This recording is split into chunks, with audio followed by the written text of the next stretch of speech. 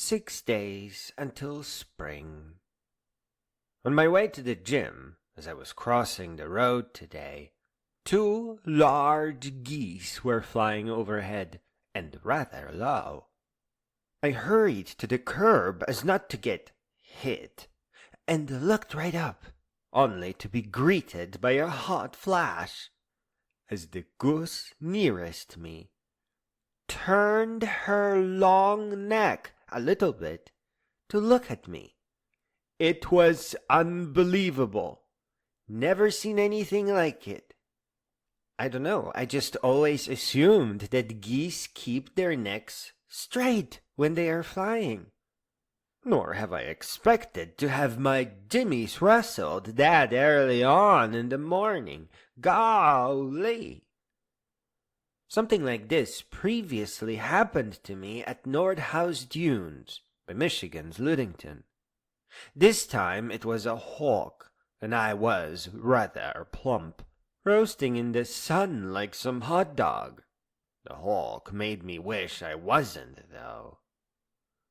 That is the little wilderness where owls are known to confuse hair buns with gerbils, where signs printed in Comic Sans mysteriously proclaim, "This is bear country," and presumably you better have a second pair of underpants, as I can't imagine what this sign does for your safety. One time I remember seeing deer drinking straight out of Lake Michigan, and I could almost tell that one deer asked the other, "Are you keeping an eye on him? Is he staring at us?" I was. Oh, and it is the place of one of my most regrettable bird feedings. I helped an old weathered albatross-sized seagull to a healthy, proper meal in the morning, only to watch a young, defiant lady later in the afternoon try to share her snack with the beautiful birds. Then my albatross friend emerged, emptying his stomach to make room for more, straight into her hair, with a slap, something I remember to this day. It was awful. Ludington is a little city by Lake Michigan, with little more than a main street and beautiful access to the beach. And the Nordhouse Dunes, a tiny little wilderness tucked in about an hour behind it.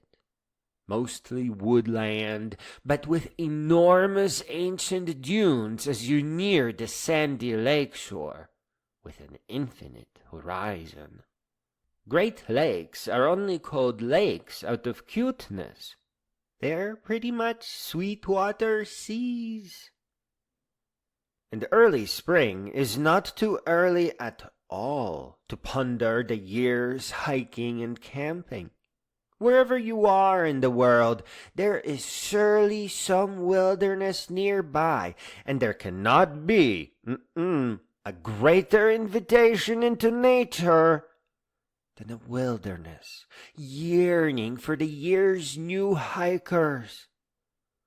Adventures may seem tiny when we look back or put them to text, but that is not how we experience them when we are there in the moment.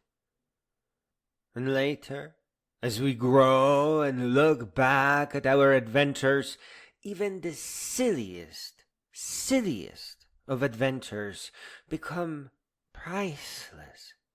They become an endless source of joy,